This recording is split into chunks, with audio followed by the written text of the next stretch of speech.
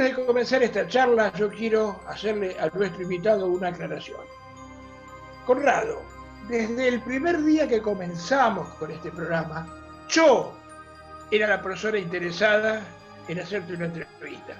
Pero hubo dos amigos que yo quiero mucho, que sean quilmeños, que decían, no vale la pena, mirá, no nos conviene invitarlo. Uno es nuestro director y el otro, un tal Gabriel Torres. Quiero aclarar para salvar las castañas, ¿no? El célebre conductor. No sé, ¿los conocés a los dos? Sí. Los conozco a los dos. A Maresca del milenio pasado, del milenio que empezaba con 1900. Y a Torres lo conocí más recientemente, que él me conocía a mí del milenio pasado de la radio, con lo cual hay una continuidad discursiva de alguna manera, y con Gabriel, aparte de que nos conocimos, tenemos una no cotidianidad, pero un diálogo permanente que se ha incorporado a mi mesa chica, como diría. Conrado, vos sabés que conmigo también, creo que yo con la mayoría de la gente, funciona esto de las amistades por actitudes recípricas. Entonces, cuando la amistad a través de Torres y Maresca es recíproca, de modo que te lo quería decir antes de comenzar. Quería decir que te tengo una gran admiración, entre otras varias cosas, porque lograste hacerle poner un mameluco a Torres. Claro. Eso es inédito. Y hubo una época crítica donde se le hacía cada vez más difícil. Ahora, gracias a la cuarentena, está recuperando su línea y otra vez se lo puede poner con holgura. Habitualmente uno está acostumbrado a charlar con alguien que es poeta, que es pintor, que es músico, pero vos sos un conglomerado de cosas que van desde la arquitectura hasta el humor, pasando por la caricaturista, guionista, no sé, ¿qué más sos? ¿O qué no sos, Conrado? En realidad he cultivado un montón de cosas que nunca pude desarrollar una como para lucirme. Son todos intentos de hacer, pero muchas de las cosas me acompañan de siempre. El dibujo, el humor, tengo, digamos, antecedentes ya desde la primaria, de hacer revistas en la primaria, y consecuentemente todo lo periodístico, todo lo mediático en términos de medios de comunicación, siempre me acompañó. Yo creo que la arquitectura fue un poco, mi papá y mi mamá son ingenieros, o sea, mi viejo era, pero ingeniero, y para mí siempre hubo 3 escalones educativos, que era primaria, secundaria y universidad. Nunca pensé que había otra alternativa. Y como a muchos que elegimos arquitectura, fue porque es como un pivot entre bellas artes e ingeniería, como una especie de cobertura académica para los artistas. De hecho, me acuerdo en la facultad de arquitectos puros, yo creo que era un 10%. Después los demás, el que no escribía pintaba, el que no pintaba hacía música, el que no hacía música... Todos tenían como otra actividad que yo creo hoy, ya con más de 30 años de arquitecto encima, que eso es casi una condición fundamental para la arquitectura, que es tener otra mirada, que es, además de ser arquitecto, ser otra cosa, te hace ser mejor arquitecto que si sos solo arquitecto. Claro, porque eso hay que decirlo, no sos uno de los tantos que se recibieron, pero al poco tiempo largaron todo para hacer una sola cosa. Vos hasta el día de hoy seguís dentro de la... Sí, yo no abandono nada. Yo no abandono nada. Yo durante varios años, desde que me recibí, yo empecé a hacer radio antes de recibirme. Me recibí ya estando en la radio. Después viví de la arquitectura unos cuantos años y la radio era un hobby hasta que en el año 92 me llama Pergolini para laburar con él, con lo cual empiezo a vivir de la radio y entonces la arquitectura pasó a ser un hobby. un hobby en términos de que una cosa era tener un estudio de arquitectura, tener que sostenerlo, agarrar laburos que eran una mierda, pero porque uno tenía que agarrarlo, una mierda quiero decir, consorcios, cosas penosas y poco creativas, pero solo para sostener el estudio, y a partir del momento en que vivo de la radio, yo empiezo a seleccionar, y de arquitectura tomaba lo que me gustaba y lo que no se lo delegaba a otro, y después mi vida fue como una ola así, donde de una forma totalmente autónoma y ajena a mis decisiones, cuando crecía una cosa fluctuaba la otra. Entonces de golpe la radio empezaba a pincharse y mágicamente me llamaban para hacer cosas de arquitectura, la arquitectura empezaba a menguar y aparecía de nuevo la radio, o guiones, o algo relacionado más con ese aspecto, con lo cual pude vivir con todo armoniosamente, sin contradicciones, y básicamente sin tener que dar de baja nada, porque me di cuenta que todo soy yo, todo tiene que ver conmigo, todo me gusta, algunas cosas más, otras menos, dentro de cada uno de los oficios, pero lo llevo bien, digo, no hay contradicción. Rodo, ¿cómo es el humor de los argentinos? ¿Tenemos humor antes de empezar? ¿Tenemos? Igual, a ver, decir los argentinos es una generalización muy grande, porque yo soy porteño y creo que el porteño es algo distinto al cordobés, y es distinto al salteño, es distinto al neuquino, qué sé yo. Puedo hablar del humor porteño, que es el que más conozco, pero yo me acuerdo de pibe que una gran influencia para mí fue la revista Hortensia, que era una revista cordobesa, de humor cordobés, que no es el mismo humor, pero uno como porteño no es que no lo entienda y no lo disfrute. Yo creo que sí, que tenemos humor, y que el humor justamente es una de las cosas que más nos ha ayudado en esta historia facetada que tenemos, de altibajos, de democracias y golpes militares, y dominación cultural, y el humor es algo que sostiene. Y sí, tenemos mucho humor y tenemos grandes humoristas argentinos que han, digamos, trascendido en el mundo, y muy diversos.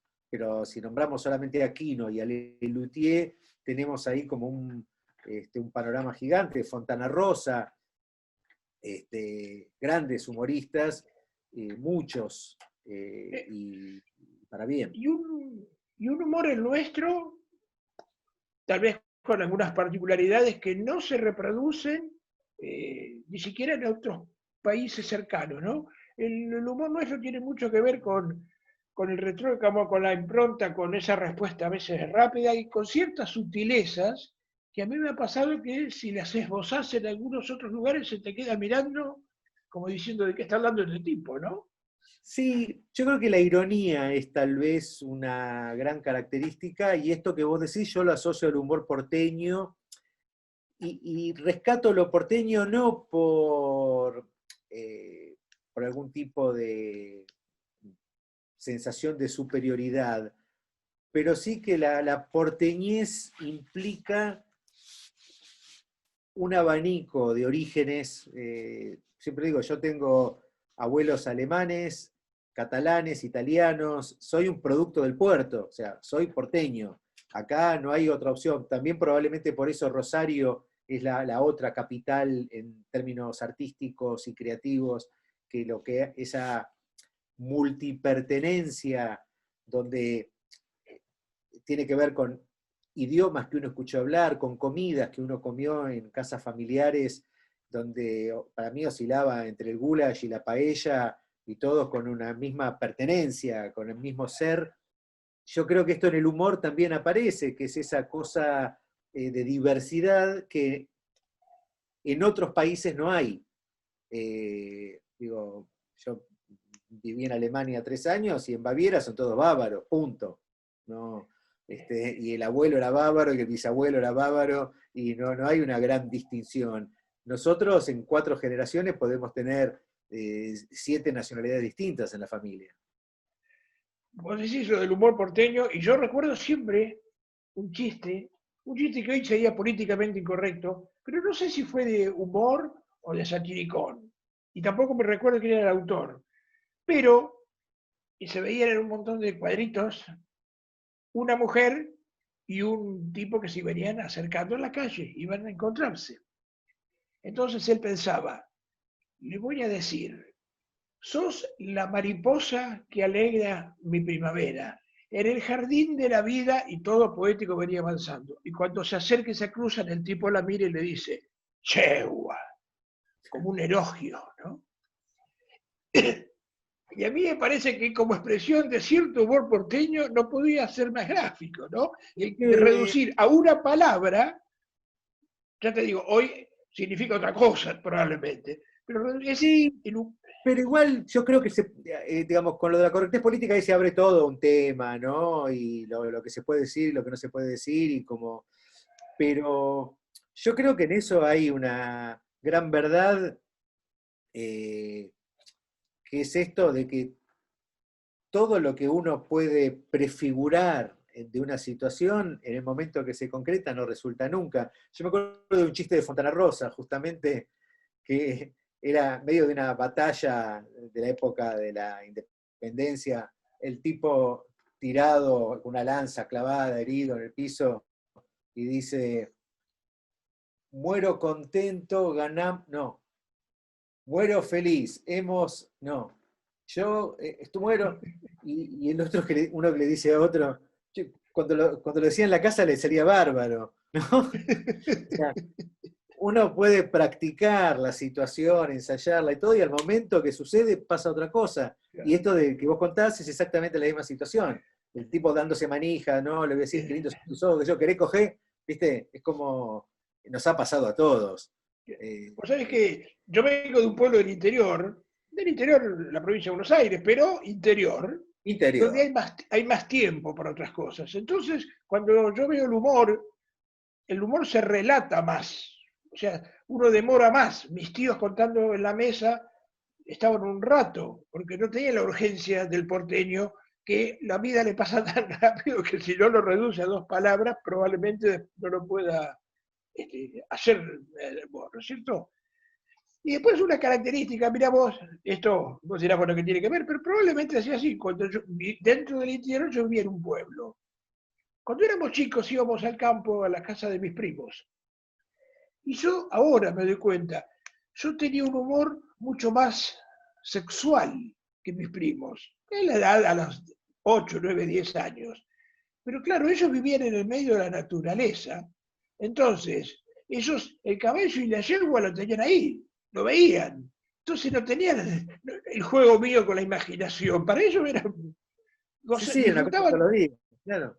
Sí, sí, sí. Es que es así, también eso tiene mucho que ver, por supuesto. La edad donde uno proyecta su libido, los intereses, así como hay chistes por profesiones, o sea, hay chistes digo, chistes de arquitectos, que de golpe cuando me llegan, yo se los reenvío a arquitectos, porque a otro hay que darle una explicación, un marco previo para que se entienda el chiste. O sea, yo creo que todas las profesiones, tal vez menos los contadores, todos deben tener chistes. Los contadores me cuesta más imaginar un chiste de contadores, pero tal vez hay. ¿Sabés un tipo que el IVA le. No sé. ¿Y el humor es fluctuante? ¿En qué Digamos, sentido? pasamos del buen al mal humor con mucha rapidez, me parece, ¿no? Eh, qué sé yo, digo, yo realmente no creo que se puedan hacer generalizaciones. De hecho, el humor, para mí, el humor es una forma de decir, ¿no es cierto? Muy de joven daba talleres de humor y una cosa que decía era, uno puede describir un paisaje en prosa, uno puede describir un paisaje en poesía y uno puede describir un paisaje con humor. O sea, el humor es una forma de descripción, es una mirada. Eh, el humor permite decir cosas que de otro modo son difíciles de decir. Tengo ejemplos personales que después los puedo contar. Eh, la risa, la diversión, la gracia no son humor, es otra cosa. Y a veces la risa histérica, la alegría histérica es una contracara de la depresión. Uno está mal y entonces se pone gracioso y cagándose de risa por cualquier cosa, pero eso no es humor, eso es como una catarsis que no sé, esto habrá que explicarlo, no sé, desde la psicología, cómo funciona. El humor es algo que es más es racional, es terriblemente racional, no es emotivo. El humor, digamos, el estado de humor, el estado de estar de mal humor, sí, me parece que es un estado anímico, no es un estado racional. Eh, yo me acuerdo, justo ahora, hace pocos días, se cumplieron 30 años de que murió mi viejo. Mi viejo murió relativamente joven, tenía 57 años, era más chico que yo ahora, en 5 años de cáncer. Entonces, yo tenía, cuando él se enfermó, 20 monedas, se murió cuando yo tenía 28, y esos 5 años lo convivimos mucho con el humor negro, porque era lo que nos permitía a nosotros hablar de eso que a los dos nos estaba matando de distintas maneras, ¿no? A él más literalmente. Me acuerdo un día que estábamos en una mesa larga, una comilona en la casa de él, que era bastante habitual, los fines de semana había colegas de él del laburo, compañeros míos de la facultad, y en un momento mi viejo estaba hablando con un colega y un compañero mío de la facultad escucha y dice, ¿qué, Miguel? ¿Te vas a ir a Alemania?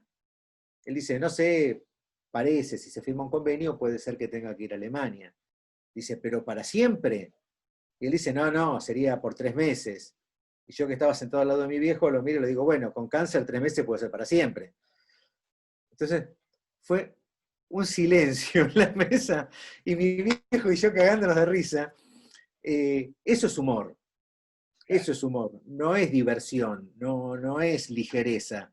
Para mí el humor está muy relacionado a esto, el humor negro, el humor político, el humor relacionado a todo lo que tenga que ver con la relación en pareja, con las relaciones de hombres, mujeres, o hombres, mujeres, mujeres, las relaciones humanas.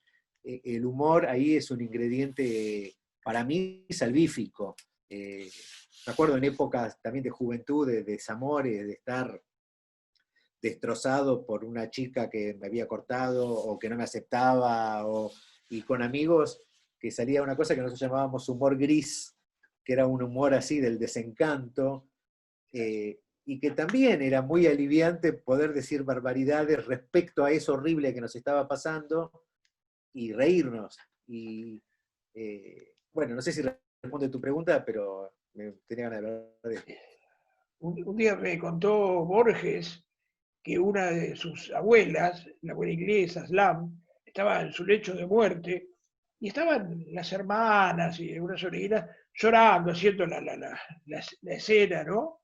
Pero ella agonizaba todavía. Entonces, en un momento dice que abrió un ojo y le dijo, che, déjeme morir tranquila, carajo. Era, era Eso una es expresión, humor. claro, se murió haciendo un chiste. Claro, que sí. Sí, hay muchas. Hay una famosa que en la Guerra Civil Española, del al republicano que lo habían agarrado y lo iban a fusilar y estaba frente al paredón. Entonces le piden si quería ponerse la venda, dice no. Y mirando a los tipos que le iban a fusilar, dice, podrán sacarme mis bienes, podrán sacarme mi familia y hasta podrán sacarme la vida, pero nunca jamás podrán sacarme el cagazo que tengo ahora. Y los tipos se terminaron cagando de risa, no pudieron matarlo, se salvó, pero digo, esto es humor. Decir grandes verdades es humor. Conrado, vos sos un hombre muy preocupado bueno, por la política, la cuestión política, por lo que está sucediendo, por lo que ha venido sucediendo, por lo que nos pasó a los argentinos y probablemente por lo que nos vaya a pasar a vida cuenta de las circunstancias por las cuales atravesamos hoy. Háblame al respecto un poco. Yo sé que vos sos un gran lector, por ejemplo, y un gran defensor de la cuestión nacional, y te sé un enorme lector de Jauretche, de Scalabrini, y bueno, de estos pensadores que nos han nutrido tanto.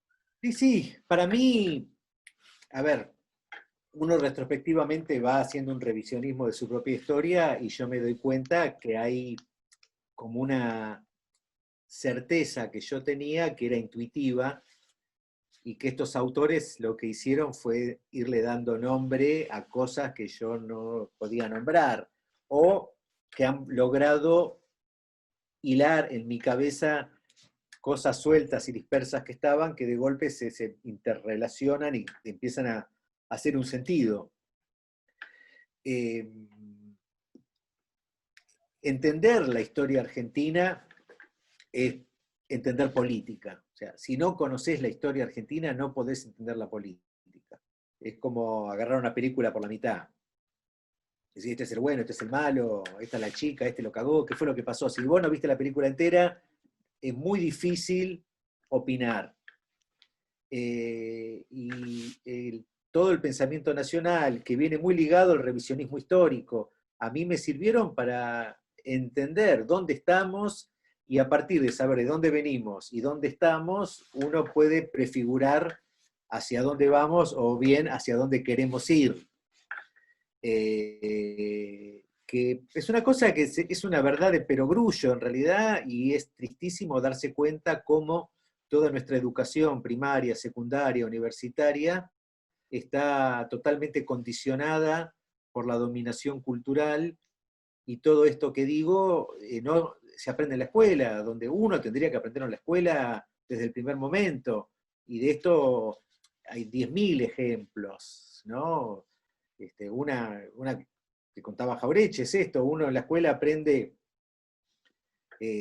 todos sabemos lo que es un ornitorrinco, ¿no? Este bicho raro que nace en Australia, que tiene plumas, tiene 4 patas, pero que son como de pato, que nace de huevo, pero es mamífero, una cosa rarísima. Pero si yo pregunto qué tipo de peces hay en la laguna de Chascomús, nadie tiene la más puta idea. Y esto es lo que, lo que define nuestra formación. Los últimos años yo me dediqué básicamente a pelear sobre el tema de la música nacional en un sentido de yo darme cuenta que no sé, a los 40 años vos me preguntabas qué diferencia hay entre el jazz y el rock, o entre el blues y el soul, o entre el funky y uno de todo tiene más o menos, si no una definición precisa, una clara noción y que si lo escuchás podés diferenciarlo. Y yo pregunto, ¿qué diferencia hay entre el chamamé y la chamarrita, o entre una cueca y una samba, o un guayno y una baguala? Y nadie tiene la más puta idea. Y esto es terrible. Esto es terrible. Y yo no me monto en un discurso anti-anglosajón en términos de que, ¿viste? Porque vos planteas esto y te dicen, ¿qué, no te gustan los Beatles? Sí, boludo, los Beatles me encantan. Los Beatles me encantan, te puedo nombrar los 13 discos en orden cronológico, qué temas tienen cada uno, quién lo compuso, quién canta, de qué habla la letra, qué día cumpleaños cada Beatle, cuántos hijos tienen cada uno, cómo se llaman las esposas, todo te puedo decir. Pero si me preguntás qué día nació Atahualpa Yupanqui, no tengo la más puta idea. Y este es el tema. Nosotros lo que deberíamos es, a través de nuestros medios de comunicación, por lo pronto, en la escuela, dar a conocer a todo nuestro patrimonio cultural. Después, yo, digamos, aprendí mucho en los últimos años y en mis programas de radio paso exclusivamente música nacional, pero eso no quita que yo llegue a mi casa y un día tenga ganas de escuchar Gershwin o Miles Davis. Y lo escucho y lo disfruto como loco y está bárbaro. Pero lo que me parece que es inaceptable es cuando muchas veces me pasa, que hago este planteo que he pudrido más de una cena con estas discusiones, y que uno dice, no, a mí el folclore no me gusta. El folclore no me gusta, ¿viste? Como una mierda de folclore, mirá que es. Dice, no, que yo, porque el chaqueño palavecino, sí, boludo, pensar que el chaqueño es el folclore es como decir que Miguel Mateos es el rock. Digo, te puede gustar Miguel Mateo, te puede no gustar, pero él no es el rock. Bueno, el chaqueño no es el folclore. Incluso me gusta la denominación que trató de imponer infructuosamente el Chango Farías Gómez cuando él hablaba de música popular argentina. Es decir, si nos manejamos con eso, ahí adentro podés meter a Mercedes Sosa, a Charly García, a todo, sin entrar en una discusión de bateas que favorece más a las discográficas que a la cultura, donde yo no tengo mis cuestionamientos al rock argentino, por supuesto, porque muchas veces uno a partir de escuchar rock argentino se ve convocado a explorar en las fuentes que terminan remitiendo inexorablemente al mundo anglosajón. Cuando si uno empieza a explorar acá, las raíces te tiran para este lado. Yo a partir de toda esta escucha y leer y prestar atención, descubro que gran parte de nuestra música viene de la música criolla peruana, que la música afroperuana, una cantidad de cosas que muchísimo, y me irrita y me enoja mucho porque políticamente yo hablo con compañeros y hablamos de la unidad latinoamericana o de la patria grande y todos estamos de acuerdo. Entonces vos decís, che, decime, ¿cuáles son los 3 mejores músicos de Bolivia o cuáles son los 3 músicos bolivianos que más te gustan? Bueno, los 3 músicos venezolanos. Bueno, ecuatorianos.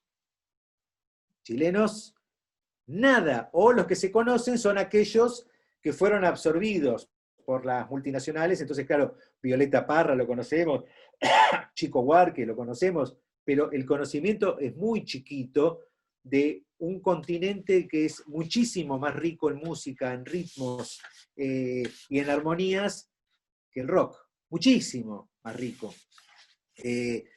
Insisto, esto no es un discurso anti-rock, esto es solamente decir, no seamos boludos, conozcamos lo de acá y también conozcamos lo de afuera. Cierro, te digo esta última cosa y te cedo la palabra. Entrevistando músicos, me llamó mucho la atención esto, que de golpe venía un músico de chamamé, tipo de, no sé, 45 años, chamamecero, ponemos a hablar, sale el tema del rock argentino, y el tipo, no, a mí Spinetta me gusta, pero la época de Jade no, es medio un embole, a mí me gustaba más la época de Artaud, en cambio de Charlie me gustaba más esto, Fito sí me gusta más, empecé a hablar, no, Rolling Stones me gustaba la primera época cuando estaba Brian Jones, después, vos estás hablando con un músico de chamamé, el tipo toca chamamé y hace chamamé, pero su mirada cultural, musical, abarca todo el planeta, pero él hace chamamé. Obviamente toda esa música que él absorbe puede volcarse y manifestarse en la música que él hace. La mayoría de los músicos de rock que entrevisté, vos le preguntás quién es el Cuchi Leguizamón y no tiene la menor idea de lo que estás hablando. El rock cierra, no abre. El rock cierra. Entonces todo lo que no es rock es una mierda, es la música de viejos, es el enemigo. Porque el rock ideológicamente es iluminista. El iluminismo es ahistórico, te lo decía Fermín Chávez. O sea, el iluminismo donde llega no hay historia, solo hay un presente y un presunto futuro. El rock tiene las mismas características. Cuando llegó a la Argentina era el rock, la música joven, consecuentemente todo lo demás era música de viejos y no meritaba ser escuchada. Entonces, no sé, Naranjo en Flor, cuando lo escribió Espósito, tenía 18 años. ¿Qué es música de viejos? O sea... Conrado, bueno, hoy lo nombramos cuando comenzamos el programa, te va a hacer una pregunta el amigo Torres y con esto vamos cerrando, ¿sí? Dale, dale. Conrado querido, una alegría que estés ahí charlando con Morelli, con el amigo Maresca. Te quiero mucho, te admiro desde siempre, te escucho desde que yo era chico, pero vos también eras chico, hay que decirlo. Digamos todo. Che, ¿nos podés recomendar algunos libros para que nos sirvan para entender el país? Es muy difícil, acá atrás tengo parte de mi biblioteca, es muy difícil, pero un libro que para mí fue fundamental fue La historia de la nación latinoamericana de Jorge Abelardo Ramos. Acá cuenta toda la historia de Latinoamérica y uno entiende cómo lo que era la patria grande fue balcanizada por operaciones de inteligencia de los ingleses, convirtiéndolo en todas las republiquetas independientes, que eran en definitiva semicolonias. Pieza fundamental para entender. Arturo Jauretche, obras completas, pero este libro, Los Profetas del Odio, y en particular La Yapa, que fue una parte que él agregó después, por eso se llama La Yapa, que es la colonización pedagógica. Esto es para mí un libro fundamental, que acá está lo del ornitorrinco y todo eso que hablaba, y entender cómo a partir de la educación nos van formateando el cerebro. Y por último, de un autor menos conocido, Claudio Díaz. Claudio Díaz era un periodista que sería un poco menor que yo, pero murió muy joven. Él era periodista de Clarín, que cuando en algún momento empezó a surgir esta grieta y se manifestó su peronismo explícito, lo mandaron primero a dirigir una sección local en la zona sur donde él vivía. Y tiene este libro que se llama Manual del Antiperonismo Ilustrado, que es una maravilla que yo le recomiendo a todos leerlo, peronistas, no peronistas, antiperonistas, porque simplemente lo que hace es explicar cuál fue la obra del peronismo en la Argentina y cómo ha sido bastardeada a partir del discurso hegemónico.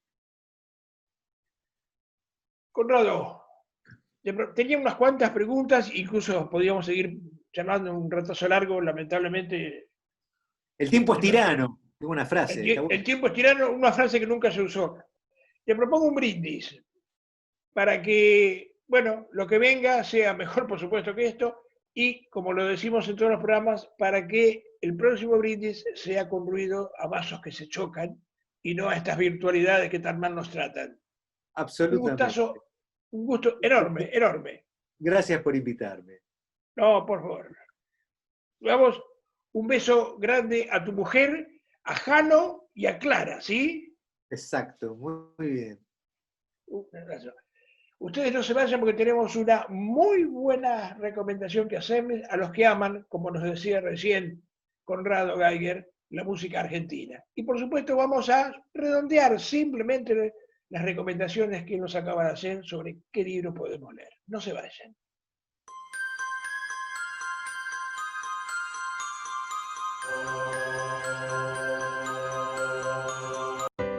Para los buenos momentos. Para los no tan buenos. Siempre estamos. Para acompañarte en la soledad. Para disfrutar con la gente que querés. Para bailar y festejar. Siempre estamos. Para calmar la furia. Para sentirte libre aunque estemos encerrados. Para que te abracen los recuerdos. Mientras te reís con ganas. Siempre estamos. Para levantarte de las caídas. Para llorar a tu lado. Para perseguir tus sueños. Para viajar con tu imaginación. Siempre estaremos. Como el sol. Siempre hemos estado. Y siempre estaremos. Hoy es nuestra misión. Es nuestra vocación. Y también nuestro trabajo. Siempre estamos. En hospitales, acompañando. En las escuelas, educando. En los rincones más solitarios del país. Y en las ciudades más ruidosas. De Ushuaia a La Quiaca. En la paz y en la guerra. Siempre estamos. Por eso hoy les pedimos a los medios de comunicación, en este momento único en la historia del mundo, pasen música argentina. Eso es darnos una gran mano. Es una forma de difundir nuestro trabajo. Es amor, es solidaridad. Es ayudarnos en un momento difícil. Promoviendo la música argentina. Donde todos necesitamos de todos. Les pedimos que esta vez ustedes estén cerca nuestro. Nosotros hemos estado y estaremos siempre. Defendamos juntos la difusión de la música argentina. Nuestra música.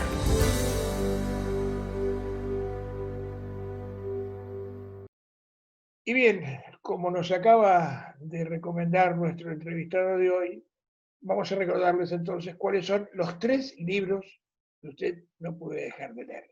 El primero, de Claudio Díaz, el Manual del Antiperonismo Ilustrado, editado por la editorial Siccus, la editorial de Buenos Aires, y los otros 2 de aquel recordado historiador y político Jorge Abelardo Ramos.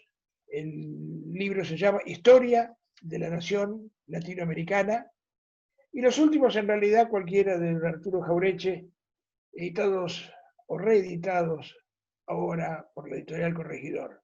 El Manual de Sonceras, Los Profetas del Odio, cualquiera de los de este gran pensador que, bueno, uno tuvo la suerte, aunque sea de costado, de conocer allá por los años 70 y pico, cuando don Arturo tenía en la editorial Peñalillo una mesa y ahí se ponía a charlar con todos los que venían a visitarlo a la librería. Años 70, antes del 75, que fue el año que falleció. Nos vemos, si Dios quiere, en nuestro próximo programa. Que pasen ustedes una muy buena noche.